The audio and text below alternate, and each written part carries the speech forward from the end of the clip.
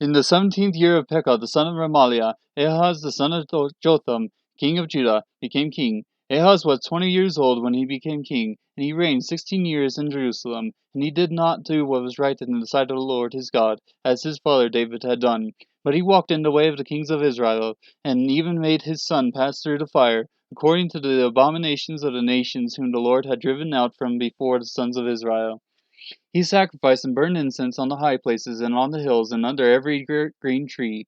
Then Rezin, king of Aram, and Pekah, son of Remaliah, king of Israel, came up to Jerusalem to wage war, and they besieged Ahaz, but could not overcome him. At that time Rezin, king of Aram, recovered Elath from Aram, and cleared the Judeans out of Elath entirely, and the Arameans came to Elath and have lived there to this day.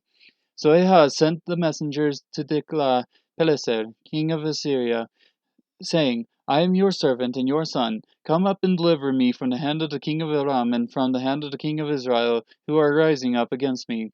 Ahaz took the silver and gold that was found in the house of the Lord and in the treasuries of the king's house, and sent a present to the king of Assyria. So the king of Assyria listened to him, and the king of Assyria went up against Damascus and captured it, and carried the people of it away into exile to Kir, and put Rezin to death.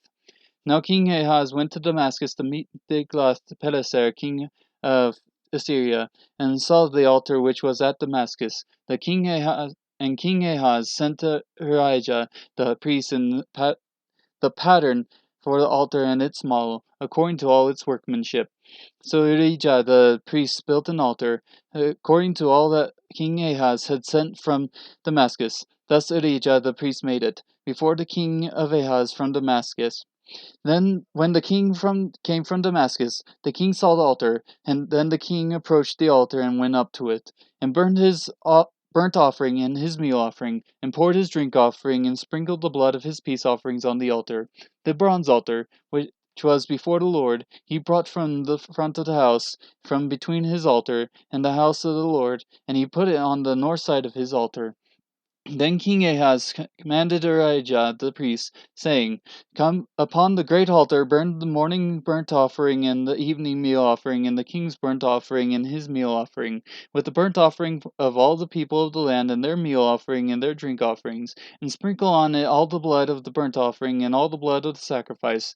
But the bronze altar shall be for me to inquire by. So Urijah the priest did according to all that King Ahaz commanded.